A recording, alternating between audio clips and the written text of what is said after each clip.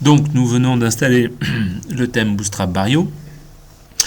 Alors si vous voulez savoir exactement ce qui a été fait, il faut aller voir cette page là qui explique exactement ce qui est fait. Globalement, ce qui est fait, c'est vraiment des copies de répertoires et des changements de nom de répertoire, et ensuite à l'intérieur des fichiers des changements de chemin pour que tout fonctionne et que on puisse avoir un template fonctionnel qui va utiliser du SCSS, c'est-à-dire qu'il va utiliser le résultat d'un fichier SCSS compilé. Alors pour ça, il y a une première chose à faire, c'est qu'il va falloir corriger une erreur. Donc je vous ai mis un lien là à l'erreur sur le fichier SCSS Bootstrap. Voilà, donc ça explique quelle est l'erreur. Et donc on va aller la corriger, c'est un peu plus bas, résoudre le problème, ouais, très bien.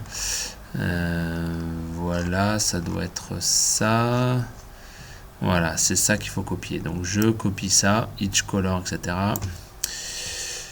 Je copie ça, je me rends sur mon interface Domendo. Donc là je suis dans Dev Domendo Web Theme Custom DDO. Ça me va bien et je vais faire un code espace point entrée.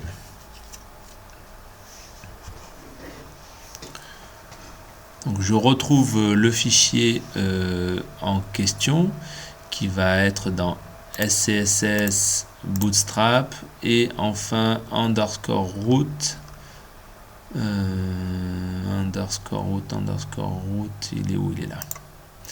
Voilà, et là carrément je supprime ça, hop, et je colle ce que j'avais trouvé. Alors c'est juste des détails de syntaxe, bon voilà, qui faisait que si on change pas ça, on va pas pouvoir compiler. J'enregistre ça. Ok. Ensuite, de quoi je vais avoir besoin pour compiler? Pas grand chose, si ce n'est que il faut effectivement, je vais faire un clear. Il faut effectivement que je me retrouve bien dans ce répertoire thème custom DDO. Et là, le compilateur, on l'appelle en faisant sas espace le nom du fichier à compiler. Alors, il est dans SCSS slash.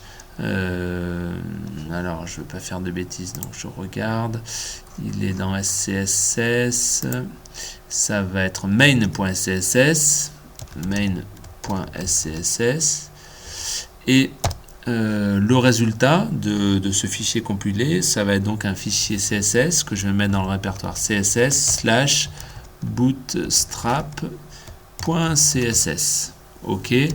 Et pour que chaque fois que je fais une modification des fichiers SCSS, ça génère bien le bootstrap.css, et bien il faut que je rajoute l'option "-watch". Alors je lance ça.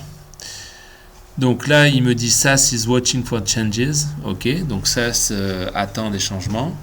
Bon, ok, donc il faut faire des changements.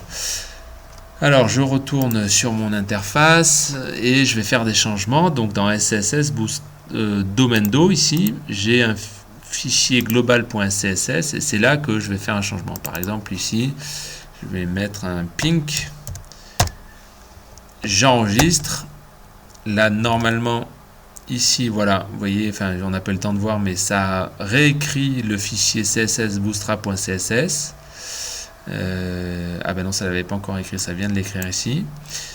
Et donc, si je retourne sur mon interface, je devrais avoir, en actualisant, alors peut-être que il faut que je fasse un flush.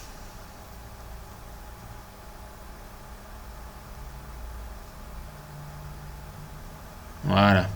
En actualisant, j'ai bien mon background color qui est devenu rose, pink.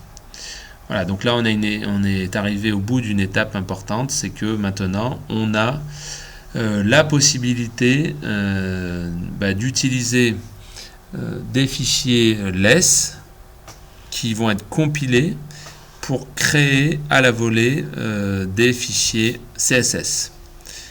Voilà, allez, à tout de suite pour la suite.